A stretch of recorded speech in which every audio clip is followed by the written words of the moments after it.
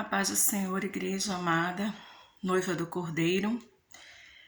Eu estou aqui mais uma vez, para a gente passar por uma lavagem da palavra. Amém?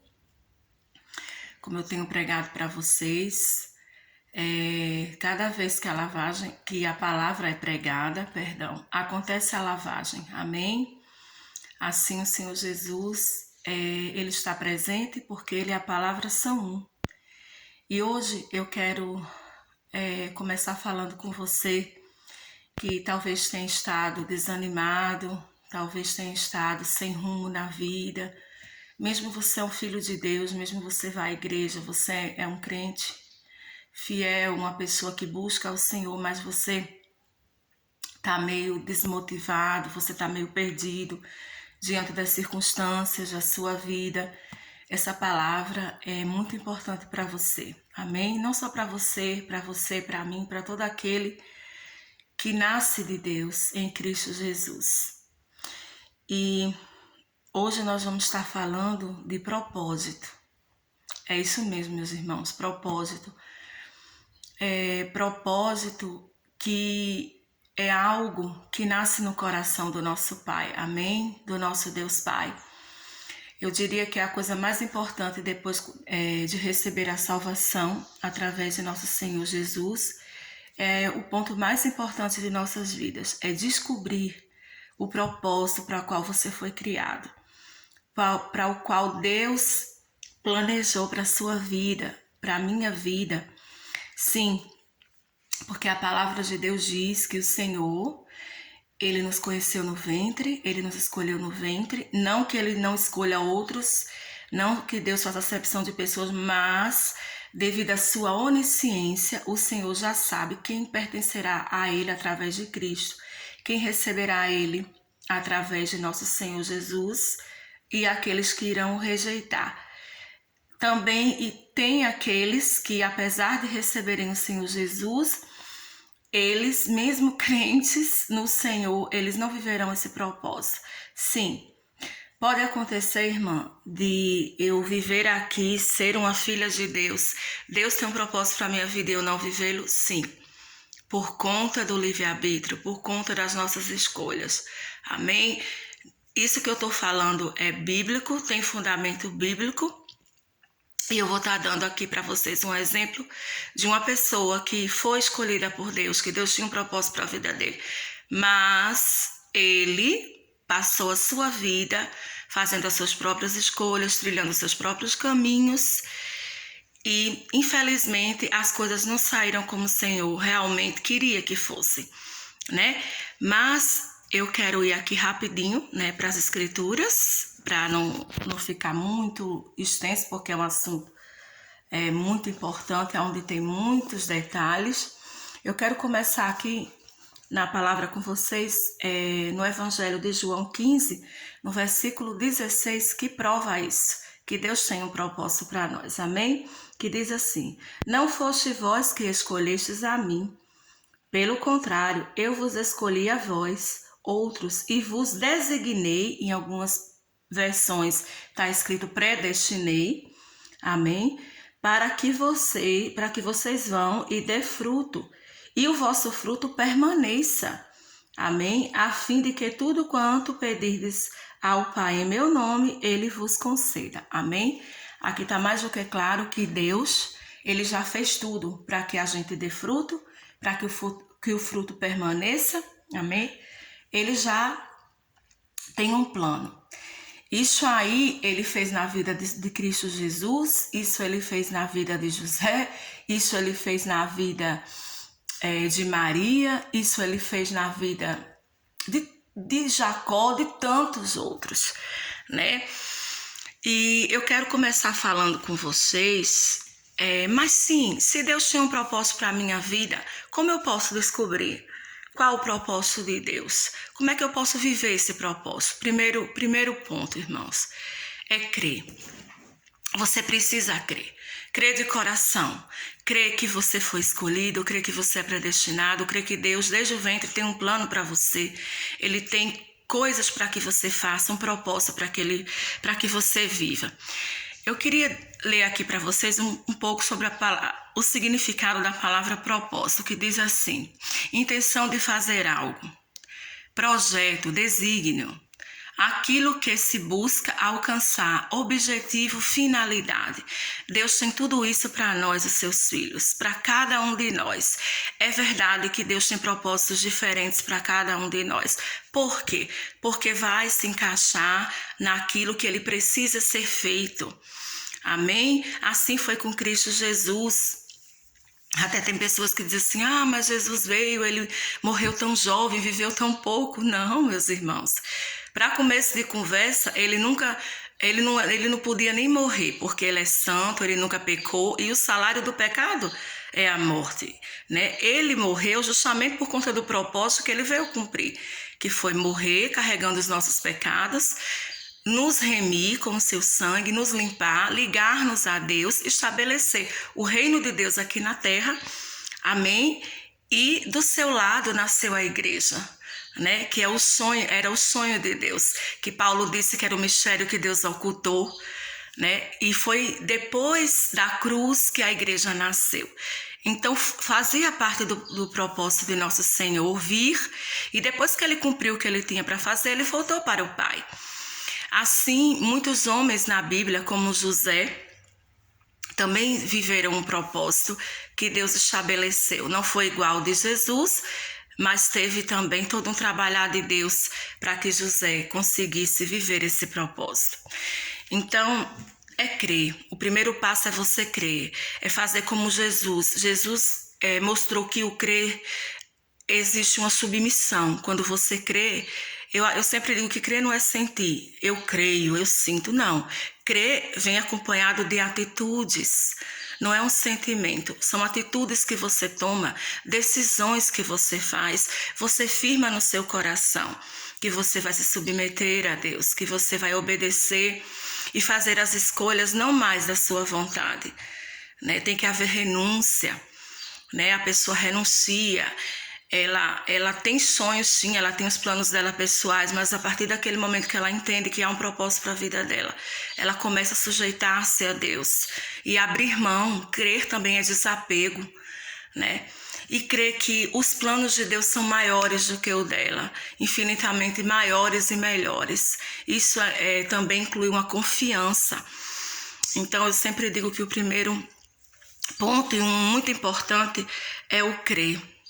Mas existe uma coisa muito maravilhosa que está incluída no propósito de Deus, que é a proteção, né? Quando você está no propósito de Deus, quando você está vivendo isso, quando você está caminhando com o Senhor protege você, Ele livra você, Ele faz que tudo na sua vida coopere para empurrar você para esse propósito.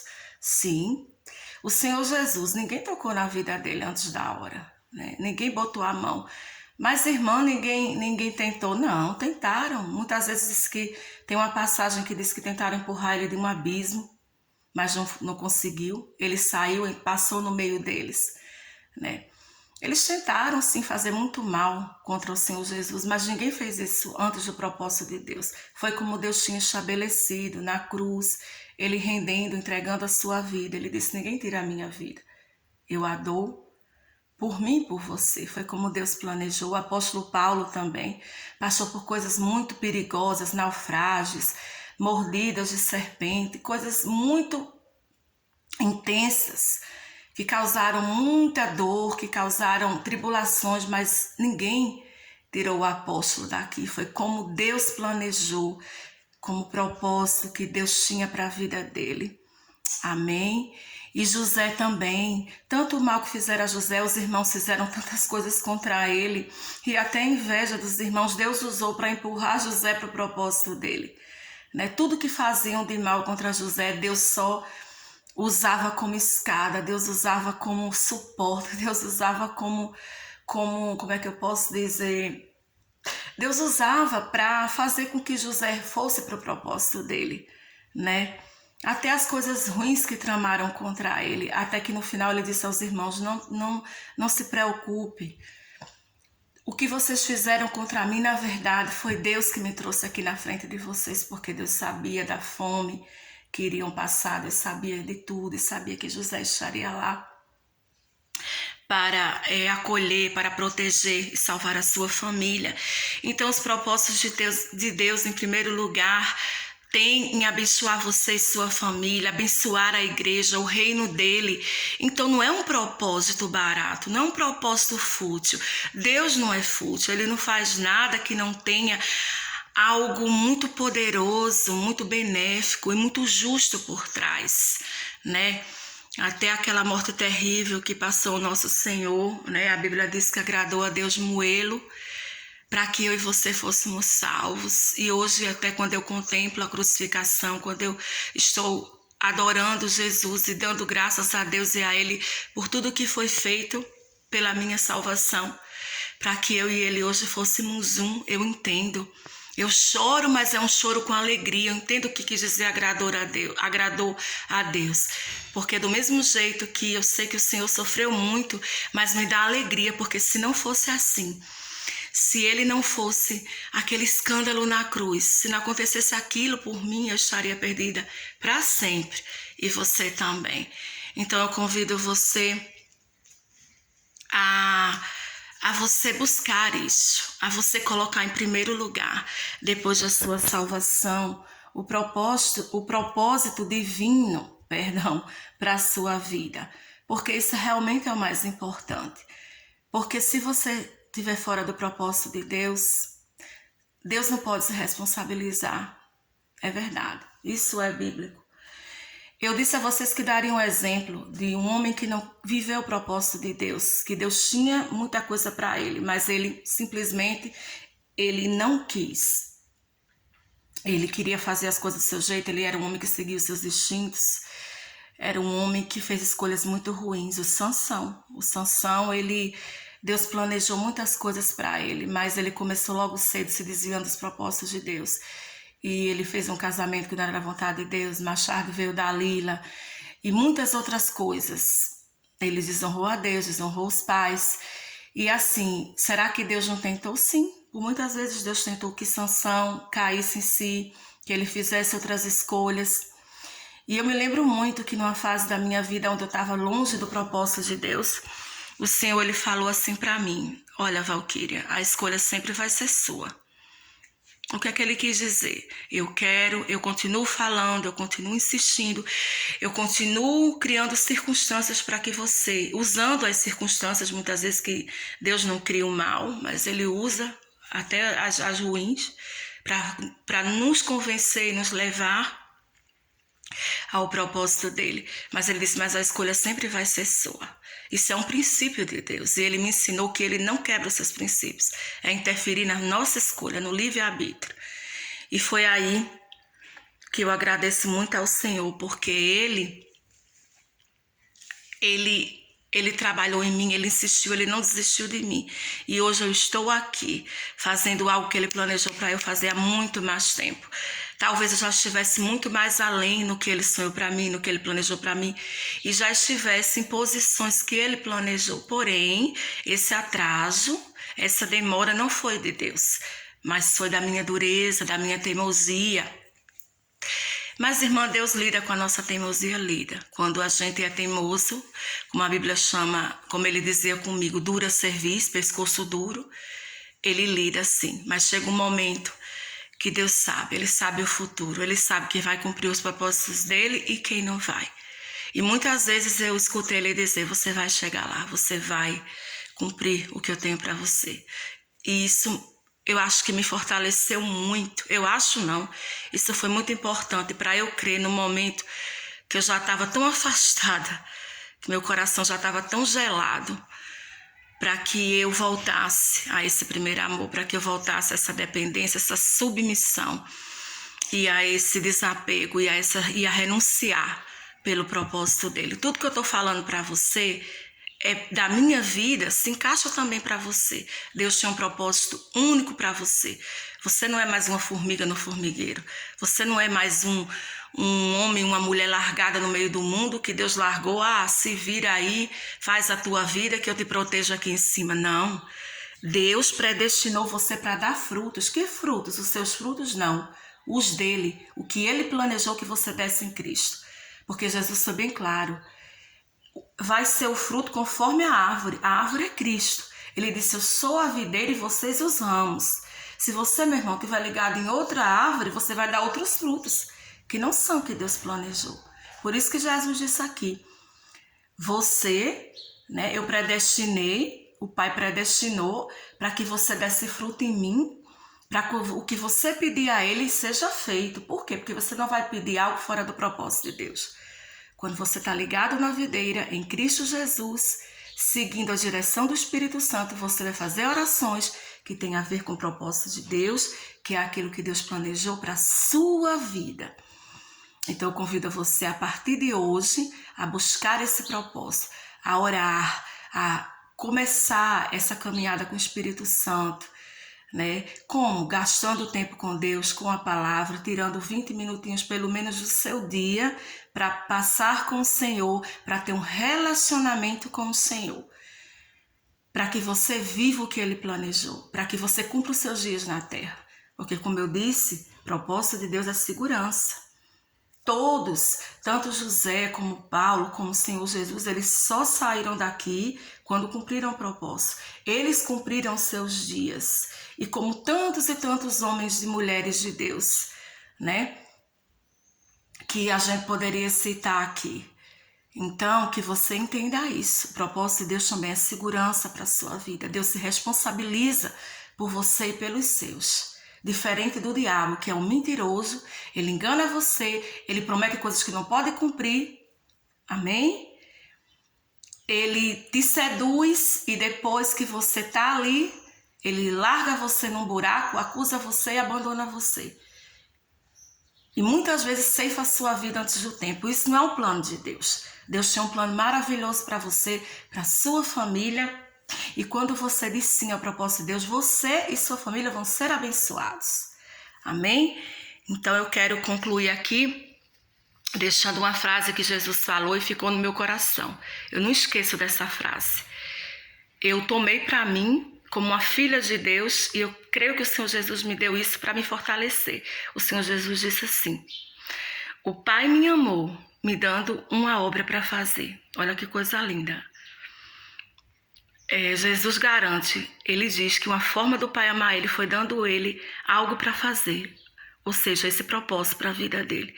Isso eu tomei para mim, o Pai me amou, me dando algo para fazer. Por quê? Porque assim eu estou o agradando, eu estou glorificando aqui na terra, amém? Fazendo aquilo que ele determinou, predestinou para que eu fizesse, e ainda vou ter muita paz, ainda vou ser abençoada, ainda vou receber dele bênçãos para mim, para minha família, que não vem para ser confiscado mais tarde, que não vem para que traga dor, como a Bíblia diz, as bênçãos do Senhor enriquecem e não trazem dores, está lá em Provérbios.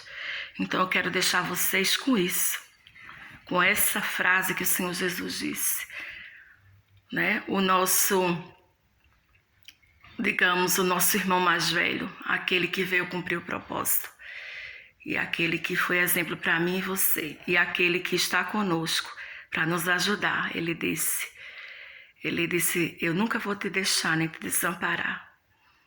É verdade que existem momentos muito difíceis quando a gente se submete a Deus, mas o bom é saber que Ele é conosco e nunca deixa nem desampara. Igreja amada, fiquem com essa palavra no coração de vocês, que o Espírito Santo possa esclarecer mais a vocês. E que vocês sejam uns daqueles que realmente cheguem e digam como Paulo, cumpri a minha carreira, guardei a fé. E cheguem diante do Pai um dia, receber a coroa e o mais importante, ouvir dele, muito bem, meu filho amado. Você trouxe alegria, assim como meu filho Jesus, também para o meu coração. Na paz do Senhor, amados.